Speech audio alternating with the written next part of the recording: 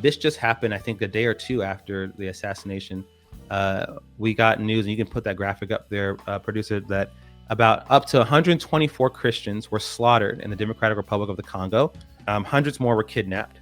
And this is just one of many, many stories. That's the most recent one. This is also why, not to go back to, this is also why it's so nefarious and disingenuous for people like Candace to say, I'm a Christian, and if you're a Christian, then you need to speak up against, when not only was that story not true in Gaza, but in the Middle East, the safest place for Christians in the Middle East to be is in Israel. The only place in the Middle East where Christians are running to is Israel.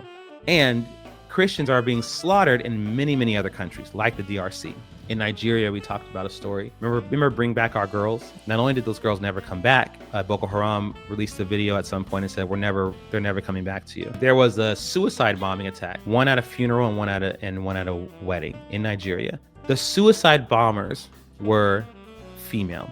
And as soon as we saw that, we said, oh, Lord. And of course, it came out afterwards. Yes, these were the women, right? They were girls when they were taken, but these are the women now, years later, who had either been brainwashed sufficiently, or they were just forced upon the threat of death to carry out this act. So we're talking about Christians suffering. These Christians are being forced to convert. They're being enslaved. They're being kidnapped and brainwashed and made to kill their own people. There's plenty to talk about if you want to talk about Christian suffering around the world. Plenty, more than enough. And it doesn't get talked about often. So shame on you, people like Candace and whoever else who use their platform and wear their Christianity like it's a piece of jewelry when they need to, and say, oh, Christ is king. We need to talk about this incident, this small incident that happened in Israel. Let's talk about the systematic and systemic oppression of Christians in countries where it's illegal to have church. So there's plenty of stuff to talk about. The fact that you would zero in on the country where Christians are free, it's not only disingenuous, it's evil, ladies and gentlemen.